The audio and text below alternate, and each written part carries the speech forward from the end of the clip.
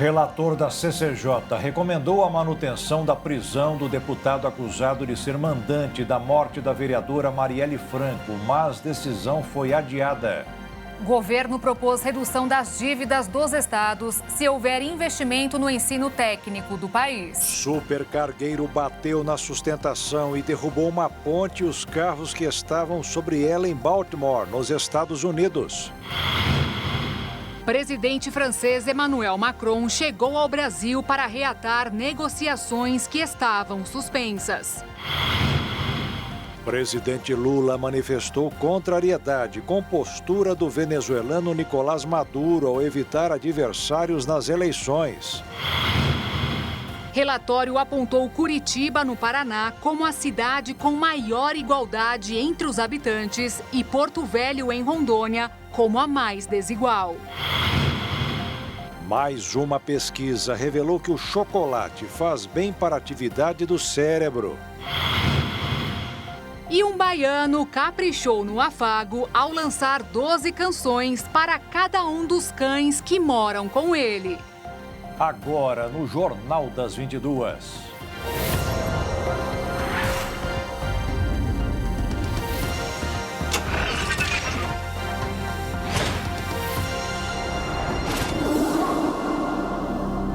Olá, boa noite. Boa noite. Uma das principais pontes de Baltimore, nos Estados Unidos, se rompeu e desabou depois de uma batida por um navio porta-containers durante a madrugada. As equipes de emergência que estão atuando no local informaram que ainda é muito cedo para saber quantas pessoas foram afetadas. Porém, muitos carros passavam no local naquele momento. 2 pessoas foram resgatadas até a última atualização. A embarcação atingiu a ponte Francis Scott Key, na cidade de Baltimore, durante a madrugada desta terça-feira, fazendo com que a estrada se rompesse em vários pontos e caísse na água. Com a colisão, vários veículos também caíram no rio abaixo. O impacto fez com que o navio pegasse fogo e uma fumaça preta e espessa saísse dele, de um ponto de observação próximo à entrada da ponte, que tem mais de 3 quilômetros de extensão. Restos irregulares de sua estrutura de aço ficaram visíveis saindo da água, com a rampa de acesso terminando abruptamente onde o vão começava. O navio, que tinha bandeira de Singapura, é chamado de Dali. A embarcação estava nos primeiros momentos de uma viagem planejada de 27 dias até o Sri Lanka, onde deveria chegar no dia 22 de abril. Por estarmos vivenciando um período conturbado em diversas regiões do mundo, quando a notícia se espalhou, muitos pensaram que poderia ser até mesmo um ataque terrorista. Hipótese prontamente negada pela polícia de Baltimore. De acordo com o comissário de polícia da cidade, Richard Orley, não existe absolutamente nenhum indício de que haja terrorismo ou de que isso tenha sido feito de propósito. De acordo com um comunicado emitido pelos proprietários do navio, a Grace Ocean Investment, a embarcação tinha 2 pilotos a bordo. Não está claro o total de tripulantes, mas todos foram contabilizados segundo a empresa. A votação sobre a prisão do deputado Chiquinho Brazão, suspeito de ser mandante da morte da vereadora Marielle Franco, foi adiada. A Comissão de Constituição e Justiça adiou a votação do relatório do deputado Darcy de Matos, do PSD de Santa Catarina, que pedia a manutenção da prisão do deputado federal Chiquinho Brazão, suspeito de ser um dos mandantes do assassinato da vereadora Marielle Franco. A presidente da CCJ, Carolina Detoni, afirmou que iria seguir à risca o regimento da Câmara e concedeu o pedido de vista solicitado por vários deputados. Com isso, a votação sobre a manutenção da prisão do deputado Chiquinho Brazão foi adiada por pelo menos 2 sessões do plenário. Não há nenhum prejuízo para o processo, investigação ou qualquer tipo de coisa, porque todo o tempo que transcorrer é em desfavor do réu ou do parlamentar que continuará preso, até que o plenário da Câmara se posicione em votação aberta, como todos os senhores e senhoras sabem. É um caso difícil, sensível para todos nós, né? Todos tratam esse assunto com o máximo cuidado pela repercussão que sempre teve. É complexo, é grande. Nós estamos providenciando para todas as assessorias todo o material que foi entregue à presidência da Câmara, para que todos tenham este prazo para realmente se posicionarem com todo o zelo, com todo o cuidado que o assunto requer. O deputado foi preso no último domingo, acusado de ser um dos mandantes da morte de Marielle Franco e Anderson Gomes. Em 2018, a vereadora Marielle e o motorista dela, Anderson Gomes, foram assassinados no Rio de Janeiro quando voltavam de uma agenda da vereadora. O crime ficou 6 anos sem resposta definitiva. Mas no último domingo, dias após a homologação da delação de Rony Lessa, que confessou ter atirado contra o carro onde estava a vereadora, a Polícia Federal prendeu 3 pessoas suspeitas de participarem ativamente da elaboração do plano para matar Marielle. Um dos presos é o deputado Chiquinho Brazão. A Constituição prevê que um deputado federal só poderá ser preso diante de um crime flagrante inafiançável. E essa prisão precisa ser validada pela maioria dos deputados. O advogado do deputado Chiquinho Brazão afirma que ele não tem envolvimento com o assassinato de Marielle Franco e Anderson Gomes e diz que a prisão do deputado é inconstitucional. Nós estamos tratando de garantia constitucional, nós estamos tratando de um preceito segundo o qual o parlamentar, qualquer parlamentar, não pode ser preso senão em flagrante delito por crime inafiançável. O Supremo diz assim, não há direitos absolutos, mas a Constituição não conferiu direito absoluto ao parlamentar. Quando o crime for inafiançável, ele pode ser preso em flagrante. E os crimes inafiançáveis são muitos. A Constituição os define e o Código de Processo Penal também o faz. Hoje cedo, uma sessão solene foi realizada no plenário da Câmara para homenagear a vereadora Marielle Franco e o motorista Anderson Gomes. A sessão foi convocada pela deputada Talíria Petroni, do PSOL do Rio de Janeiro. Esse é um momento que, por um lado, nos traz esperança de que o desfecho desse crime que abalou a democracia brasileira seja esclarecido, ao mesmo tempo muita revolta, muita revolta. Nos últimos 3 meses do ano passado, 25% dos celulares vendidos no Brasil eram ilegais. O novo balanço do mundo do crime foi divulgado pela Associação Brasileira da Indústria Elétrica e Eletrônica. Os aparelhos considerados ilegais são aqueles fruto de contrabando e roubo que não possuem registro na Anatel, garantia dos fabricantes e que não passaram por testes de segurança. Segundo a ABINE, a venda desses celulares irregulares dobrou em apenas um ano. Passou de 10% em 2022 para 25% no fim do ano passado. De maneira mais clara, o número total de unidades vendidas no país foi de 6.200.000 unidades. De maneira mais clara, o número total de unidades vendidas no país foi de 6.200.000. O levantamento revela que a maior parte dos aparelhos é vendida em grandes marketplaces, que são lojas que se hospedam em grandes sites famosos, mas cuja venda é de responsabilidade do vendedor independente. Geralmente, o preço de um celular contrabandeado nessas lojas é cerca de 38% menor do que um smartphone vendido nas lojas e distribuidoras oficiais. O que preocupa as autoridades é que o número dessas vendas vem crescendo e nada mudou nos marketplaces, que não adotaram medidas para coibir a comercialização de smartphones ilegais. Entretanto, o estudo aponta que os consumidores podem adotar medidas para verificar se está comprando um celular oficial ou não. A organização que efetuou a pesquisa calcula que o governo federal deixará de arrecadar 4 bilhões de reais em impostos federais por causa dessa venda de celulares ilegais, enquanto o estado de São Paulo, por exemplo, deve perder cerca de 1 bilhão de reais apenas com ICMS. O Ministério Público do Trabalho encontrou 7 trabalhadores de uma plantação de bananas na cidade de Eldorado, no interior de São Paulo, em condições análogas à escravidão. Eles borrifavam agrotóxico nas frutas, sem qualquer equipamento de proteção, eram obrigados a tomar água em um córrego e dormiam em um alojamento apenas com colchões no chão e, na hora do banho frio, havia apenas um cano sem chuveiro. Alguns estavam no local há 5 meses e o dono da plantação pagou R$80 mil em indenizações trabalhistas e R$80 mil por danos morais.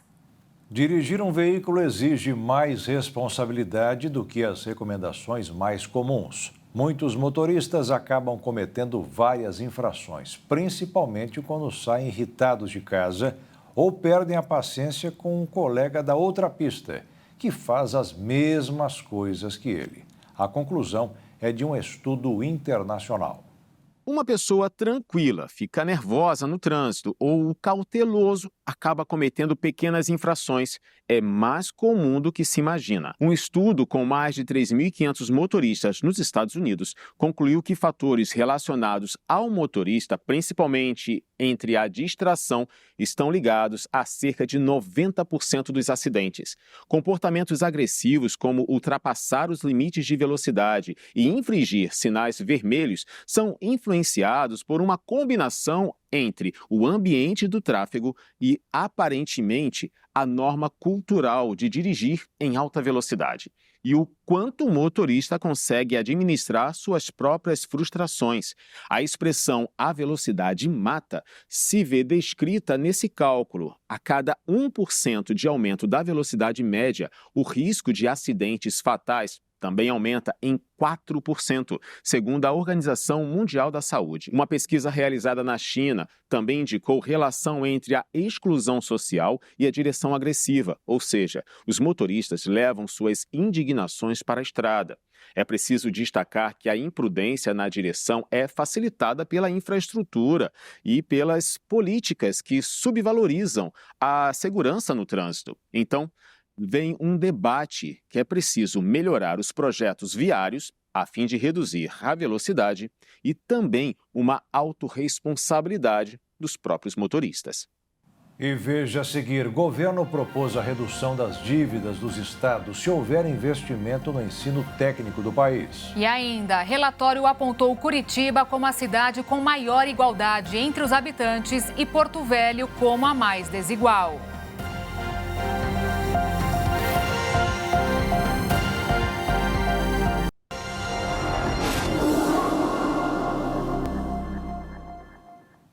O governo anunciou hoje que aceita reduzir os juros da dívida dos estados brasileiros, mas, em troca, os governadores terão que aumentar o número de matrículas no ensino médio técnico. O programa Juros por Educação foi apresentado pelo ministro da Fazenda, Fernando Haddad, em uma reunião com governadores dos estados do Sul e Sudeste nesta terça-feira, aqui em Brasília. O objetivo deste programa é oferecer redução de juros para os estados conseguirem pagar as dívidas que têm com a União e aumentar o número de alunos matriculados no ensino médio técnico em todo o país. Segundo o Ministério da Fazenda, a dívida dos estados com o governo federal é de 470 bilhões de reais. E os estados de São Paulo, Rio de Janeiro, Rio Grande do Sul e Minas Gerais detêm 90% do estoque dessa dívida. A proposta do governo federal é reduzir os juros sobre essas dívidas entre 2025 e 2030 sobre os contratos refinanciados, enquanto os estados deverão fomentar e investir no ensino médio técnico. O objetivo é que 3 milhões de alunos estejam matriculados nessa modalidade até 2030, o que deverá fazer com que o Brasil atinja os mesmos níveis de ensino profissionalizante que países como Alemanha e Austrália. O programa Juros por Educação poderá ser pactuado por qualquer unidade da federação. Aqueles que não tiverem dívidas terão como benefício acesso prioritário a linhas de financiamento. Independente da adesão, os estados também poderão reduzir a taxa de juros com amortização de 10% mediante o pagamento da dívida. Este pagamento poderá ser feito por meio de ativos, incluindo participação em empresas públicas. O ministro Alexandre Padilha, das Relações Institucionais, afirmou que essa proposta foi bem recebida pelos governadores e será apresentada aos demais gestores estaduais nas próximas semanas. A ideia é que o projeto seja formalizado para tramitação no Congresso dentro de 2 meses. Um levantamento realizado pelo Instituto Cidades Sustentáveis demonstrou quais as capitais brasileiras estão entre as mais iguais e desiguais. E olha que essas grandes cidades como São Paulo e Rio de Janeiro estão bem abaixo do esperado. Considerando indicadores como educação, renda, pobreza, trabalho e ações climáticas, a cidade de Curitiba, capital do Paraná, com 1.730.000 habitantes, é a capital menos desigual do país. Contudo, o ranking mostrou que mesmo a cidade brasileira menos desigual precisa enfrentar desafios como a desnutrição infantil, indicador que ocupa a 21ª posição, ou a parcela de famílias de baixa renda inscritas no Cadastro Único para Programas Sociais, onde aparece na 24ª posição. Na outra ponta da tabela aparece Porto Velho, capital de Rondônia, que tem os piores indicadores, com 23 deles abaixo da média de seus pares. Já as 3 capitais mais populosas do país, sem contar Brasília, que não foi considerada pela pesquisa, São Paulo, Rio de Janeiro e Fortaleza, estão posicionados respectivamente no 5º, no 11º e no 20º lugar. Agora, uma capital que precisa ligar o alerta urgentemente é Salvador, na Bahia. Isso porque a cidade tem o pior indicador de desnutrição infantil entre todas as capitais brasileiras. A cada 100 crianças menores de 5 anos que viviam no município em 2021, 4 estavam desnutridas. Esse dado tem grandes relações com outras questões que o mapa traz, como acesso à renda, emprego e questões de saúde. O coordenador da pesquisa aponta as taxas de pobreza e desocupação como fatores importantes que influenciam nos níveis de desnutrição na primeira infância, já que sem renda e sem trabalho, a possibilidade de estar sem comida também aumenta. Todas essas informações são do mapa da desigualdade entre as capitais, divulgado pelo Instituto Cidades Sustentáveis. A publicação reúne 40 indicadores de diferentes bases e levantamentos, como o censo, a Pesquisa Nacional por Amostra de Domicílio Contínua e o Sistema Nacional de Informações sobre Saneamento. Os dados usados também são de diferentes anos, de acordo com a atualização mais recente entre eles durante a elaboração do estudo. Saiu hoje a parcela de R$ 200 do programa Pé de Meia aos estudantes que fazem aniversário em janeiro e fevereiro. O incentivo não será descontado das 9 parcelas, também de R$ 200, que serão dados para evitar que os alunos de 14 a 24 anos abandonem os estudos. Tem direito ao benefício apenas quem está inscrito no Cadastro Único do governo. Para revitalizar áreas afetadas pela criminalidade e desocupação, a cidade norte-americana de Baltimore, em Maryland, lançou uma iniciativa inusitada. Colocou imóveis vazios à venda pelo valor simbólico de $1, que não chega nem a R$ 5. Segundo a imprensa local, a medida foi aprovada pelo Conselho Municipal e abrange aproximadamente 15 mil propriedades. No entanto, apenas 200 delas serão vendidas a esse preço simbólico, visando principalmente moradores da própria Baltimore, que se comprometam a restaurar e habitar esses imóveis. Além disso, a opção de vender essas casas para organizações sem fins lucrativos. Porém, nesse caso, o preço aumenta para $3 mil, aproximadamente R$ 15 mil, de acordo com fontes locais. A cidade também oferece subsídios de até $50 mil, cerca de R$ 249 mil, para reparos domésticos para indivíduos pré-aprovados para empréstimos de construção. Essa iniciativa é semelhante a uma ação realizada na década de 1970, quando a prefeitura ofereceu propriedades abandonadas também por $1. Assim, Como naquela época, a medida deste ano conta com o apoio do prefeito da cidade. O presidente do Conselho Municipal de Baltimore, Nico Mosby, levantou questões se a administração do município tomou medidas suficientes para garantir que os residentes locais tenham prioridade na ocupação dessas casas, já que a iniciativa poderia resultar na expulsão de pessoas de baixa renda. Em resposta, as autoridades destacaram que há um prazo de 90 dias para que os compradores ocupem suas novas residências. A regulamentação do Programa Nacional de Mobilidade Verde e Inovação aconteceu nesta terça-feira em Brasília durante uma cerimônia que contou com a presença do presidente Lula. A iniciativa visa a descarbonização da frota automotiva do país por meio de incentivos fiscais.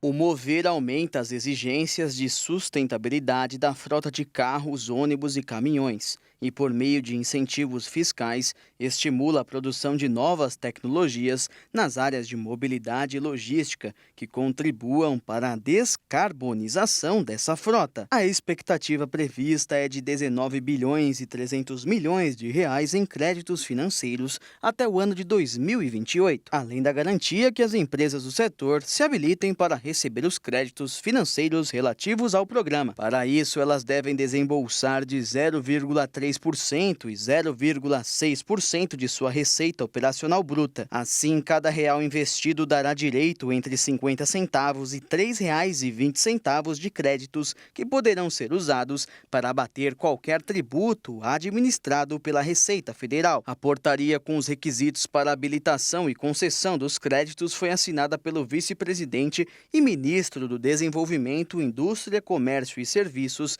Geraldo Alckmin.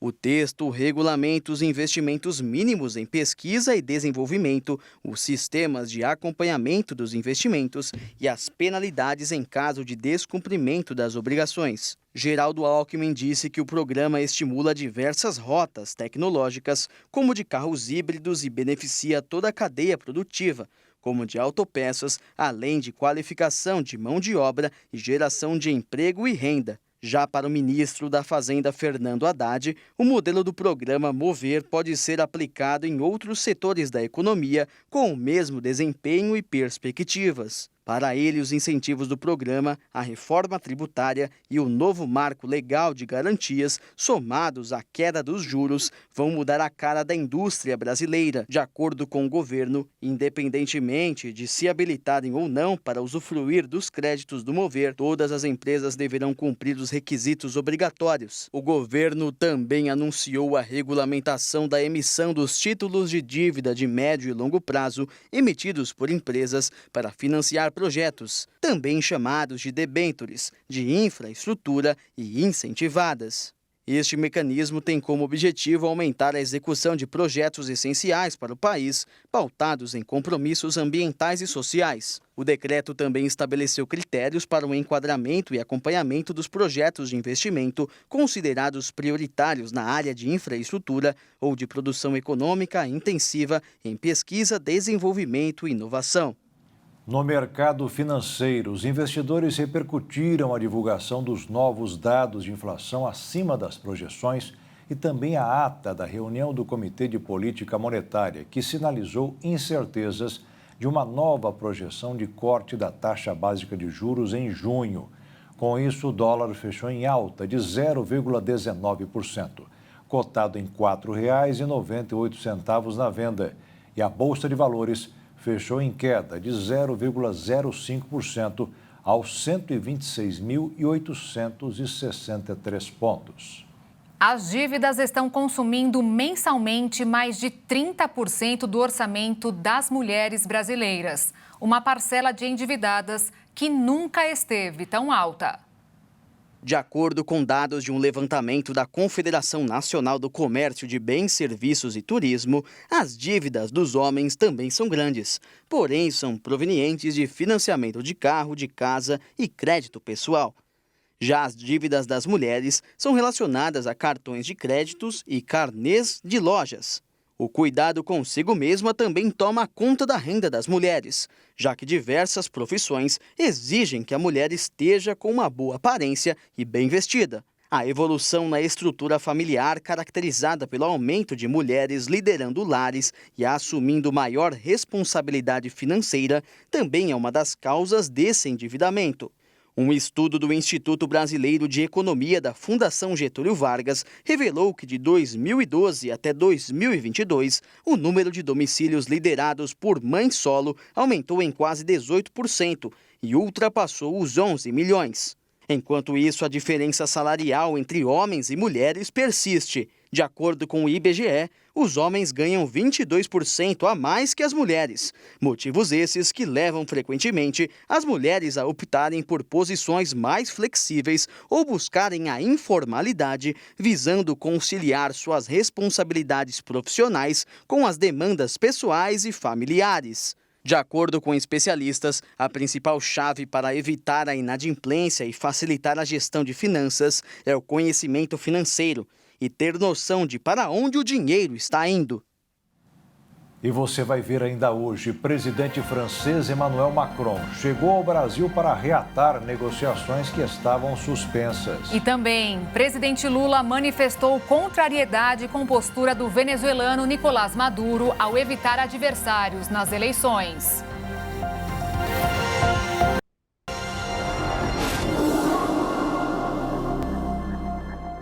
O fundador do site Wikileaks, Julian Assange, conseguiu uma vitória parcial na justiça inglesa para não ser extraditado para os Estados Unidos. O australiano, que tem cidadania americana, está preso há 5 anos em Londres para escapar de uma condenação a 175 anos em território dos Estados Unidos. O jornalista é acusado de vazar 700 mil documentos confidenciais desde 2010 sobre as atividades militares e diplomáticas americanas, principalmente no Iraque e Afeganistão. A alegação para ele ser condenado é que ele colocou vidas em risco ao divulgar imagens de militares durante operações. Hoje, a Suprema Corte inglesa atendeu ao apelo de Julian Assange e deu 2 semanas de prazo para que o governo dos Estados Unidos forneça mais informações que justifiquem as acusações e principalmente a extradição. Foi uma vitória parcial. Metade dos pacientes que desenvolvem a forma mais grave da dengue acabam com uma inflamação severa no coração. O diagnóstico é da Sociedade Brasileira de Cardiologia. O Ministério da Saúde contabiliza mais de 2 milhões de casos de dengue no Brasil em 2024. O Distrito Federal é a unidade federativa com o maior coeficiente de incidência, seguido de Minas Gerais, Espírito Santo, Paraná e Goiás. No Rio de Janeiro já são quase 150 mil casos prováveis. E esse contínuo aumento do número de casos de dengue, em especial de casos graves, traz um componente a mais de preocupação: o risco de problemas cardíacos. De acordo com a Sociedade Brasileira de Cardiologia, 48% dos pacientes que evoluem para a forma grave da doença desenvolve a miocardite, uma inflamação no músculo do coração. Em balanço apresentado neste mês de março, o registro de casos graves de dengue ou com sinais de alerta no país estavam em mais de 16 mil. O número é maior do que no mesmo período do ano passado. O estudo Diretriz de Miocardites, realizado em 2022 pelo Departamento de Insuficiência Cardíaca da Sociedade Brasileira de Cardiologia, mostra que dentre as arboviroses, dengue, zika, chikungunya e febre amarela, transmitidas pelo Aedes aegypti, a dengue, que também é a mais prevalente no país, é a que mais compromete o sistema cardiovascular. A doença tende a aparecer na fase aguda da dengue e os sintomas da inflamação incluem dor no peito, falta de ar, cansaço excessivo, tontura e batimento cardíaco irregular. A maioria das pessoas com miocardite se recupera. O tratamento inclui o uso de medicamentos e repouso. No entanto, em alguns casos, a miocardite pode durar mais tempo, retornar ou levar a uma insuficiência cardíaca crônica. O brasileiro é quem mais faz pesquisas na internet para obter informações sobre a dengue. A conclusão é de um levantamento feito pelo Google. As preocupações se justificam pelos números. O último boletim do Ministério da Saúde apontou que, desde o começo do ano, o país já registrou mais de 2 milhões de novos casos da doença, com 758 mortes. O estado de Minas Gerais é o mais afetado. Em tempo de avanços tecnológicos, o uso da inteligência artificial pode também promover crimes virtuais. As pouco conhecidas deepfakes, que são vídeos criados a partir dessa tecnologia, estão cada vez mais sendo usadas em período eleitoral. Termo que se refere a qualquer ferramenta, dispositivo ou processo que seja criado para resolver problemas ou melhorar a vida das pessoas. Esta é, segundo o Dicionário da Língua Portuguesa, a definição de tecnologia. A verdade é que atualmente todos nós usamos essas ferramentas, não apenas para entreter, mas também para nos auxiliar nos mais variados trabalhos do dia a dia. Desde mandar uma simples mensagem até serviços de banco, mas não é só isso não. Com a era da inteligência artificial, novas tecnologias surgem a todo instante. Imagina uma questão simples, um desenvolvimento tecnológico simples.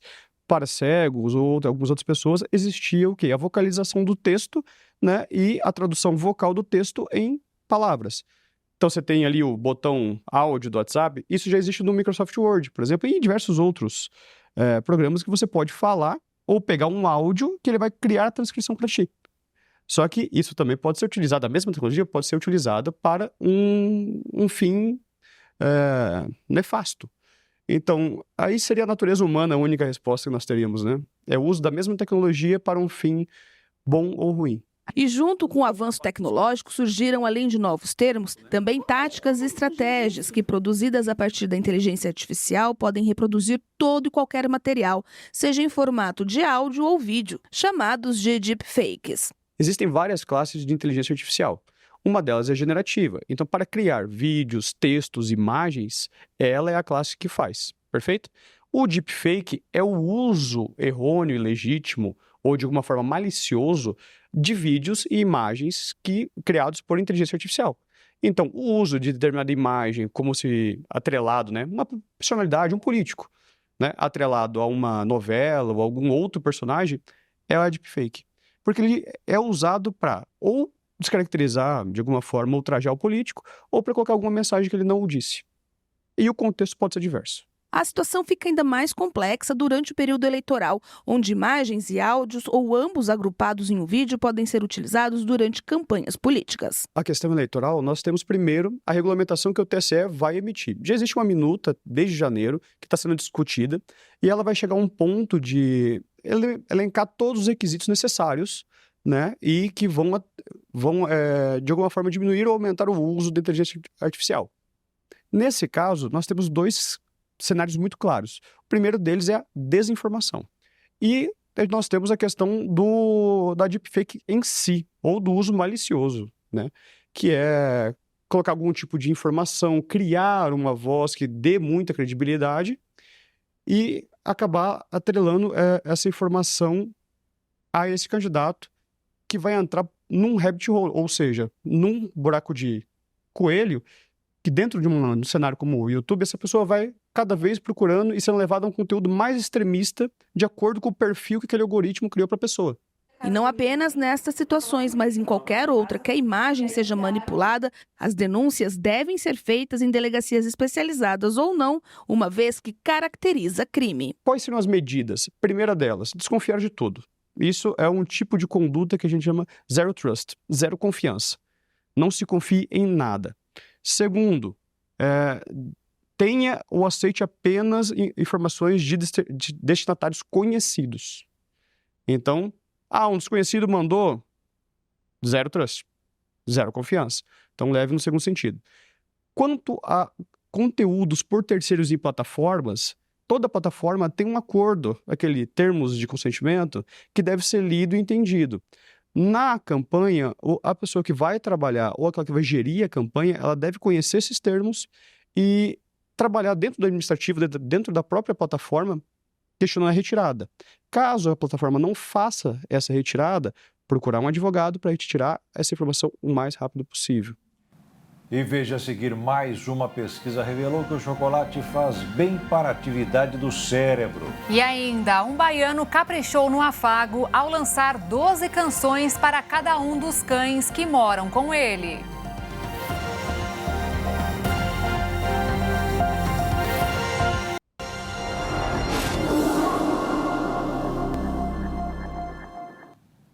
O ministro Alexandre de Moraes, do Supremo Tribunal Federal, determinou o prazo de 48 horas para o ex-presidente Jair Bolsonaro dar explicações sobre os motivos que o levaram a ficar 2 dias abrigado na Embaixada da Hungria, em Brasília, entre os dias 12 e 14 de fevereiro.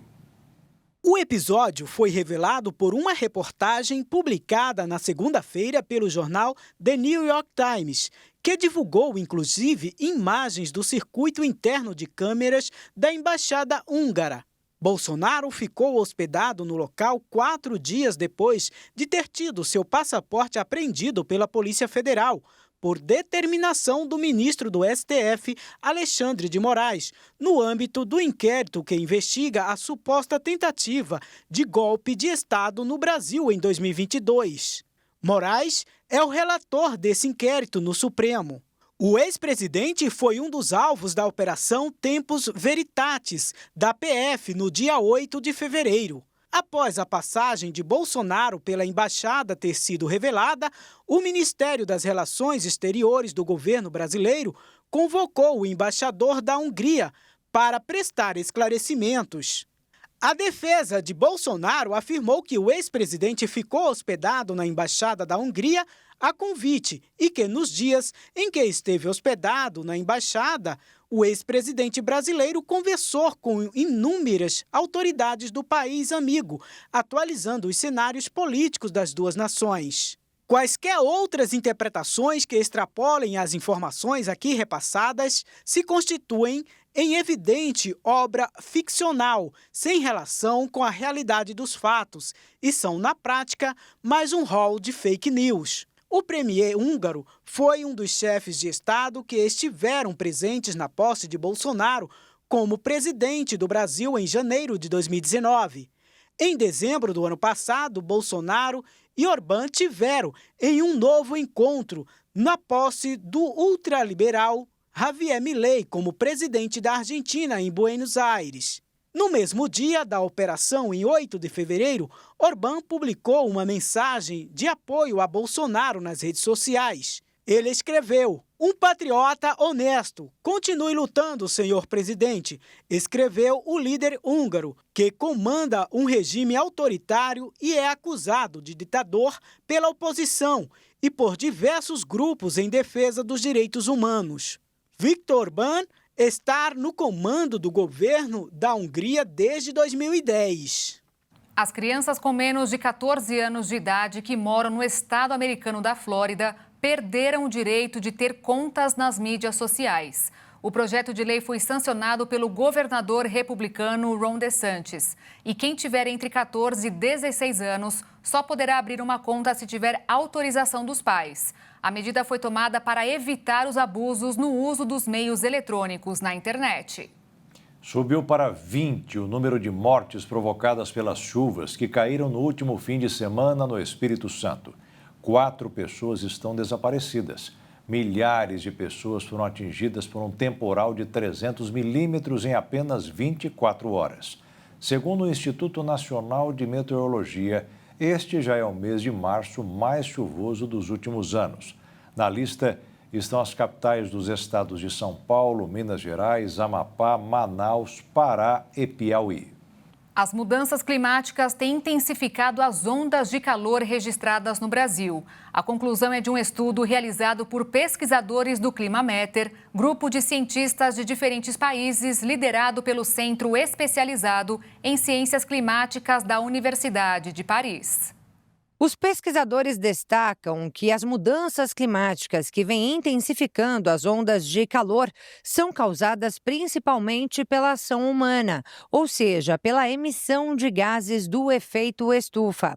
Além, é claro, da influência do El Niño e do aquecimento das águas dos oceanos Pacífico e Atlântico. Segundo o monitoramento, essa onda de calor verificada no mês de março está 1 grau mais quente do que as ondas registradas em anos anteriores. pesquisadores. A cidade de São Paulo, por exemplo, chegou a registrar 34,3 graus Celsius, a maior temperatura para o mês, desde o início da série histórica do Instituto Nacional de Meteorologia, o INMET. Os pesquisadores analisaram dados de satélites que datam do ano de 1979 até os dias de hoje e destacam que no passado as ondas de calor aconteciam principalmente entre novembro e dezembro, na transição da primavera para o verão. Mas agora elas estão se tornando mais frequentes entre fevereiro e março. Os cientistas alertam para a tendência de continuidade de agravamento desse padrão caso medidas urgentes não sejam tomadas, principalmente a redução da emissão de gases do efeito estufa. A notícia é adequada para esta época do ano. Comer chocolate faz bem para incentivar a atividade cerebral. Pesquisadores norte-americanos e australianos mostraram que o chocolate, principalmente o amargo, pode melhorar a saúde do coração, aumentar a função cerebral, o fluxo sanguíneo, além de ajudar na saúde digestiva, reduzir os riscos de doenças crônicas e diminuir o estresse. Segundo a pesquisa da Wake Forest University nos Estados Unidos, foram identificados vários benefícios nos flavonoides, um ingrediente encontrado em altas quantidades no cacau, e quando a semente é torrada e moída, suas propriedades benéficas permanecem no produto final. Apesar do alimento ter vários benefícios, especialistas indicam o consumo consciente. Isso porque vários chocolates do mercado são repletos de gorduras trans e açúcares. Então, na hora de comprar, prefira aqueles com altos níveis de cacau na composição. Um baiano de Vitória da Conquista, professor doutor em Biologia da Universidade Federal de Mato Grosso do Sul, apaixonado por cachorros, criou um álbum com 12 músicas dedicadas aos cãezinhos que passaram e os que vivem com ele. Hoje nós viemos conhecer a casa do professor Paulo Robson, professor pós-doutor em Biologia da Universidade Federal de Mato Grosso do Sul, que vai nos mostrar um pouco mais de um trabalho não ligado à sua profissão, mas um trabalho artístico. Pula, pula, pretinha, da cadeira pro sofá, pula, pula, cadelinha, vem comigo, vem brincar. Em 2017, para homenagear todos os cães, os mortos e os vivos, eu resolvi fazer um álbum. Começou com uma música chamada Mel, para uma cachorrinha da minha filha que morreu. Depois eu fiz da Lilica, que é a matriarca da família, um poodle desse tamanzinho assim, gordinha. Deu outros filhotes, deu o Léo, deu o Ted. E aí eu acabei fazendo 12 músicas sobre cães da família, inclusive um cão que passou aqui em casa, um cachorro chamado Peregrino, que passou aqui durante uma semana e desapareceu. Então é isso, é um trabalho que a gente fez com muito amor. Chamei vários amigos para compor, vários amigos para ajudar no canto, né? Porque eu não sou cantor, né? Eu canto algumas músicas só, mas a maioria são de cantores profissionais. Chamei o Átila Gomes, que vocês devem conhecer demais. O Átila canta o Bolero da Betânia, o João Greff canta a música do Ozzy, que é um cachorro, é um bulldog francês. Tuila Corrêa canta uma música que eu dediquei a todos os cães do mundo, que é uma pergunta óbvia, o que seria de nós sem eles, né? Joyce Terra canta a música da Mel, inclusive ao violão, o Galvão, Mestre Galvão, saudoso Mestre Galvão, foi a primeira música que nós gravamos, eu acho que essa música a gente gravou em 2017. Beco Santanegra, que é o diretor musical do álbum, ele é coautor, é a única música que eu dividi com alguém, né? Ele é coautor de Pretinha, então ele canta Pretinha super bem. Tem um cantor chamado Iag, que está estreando no álbum, que ficou muito legal também.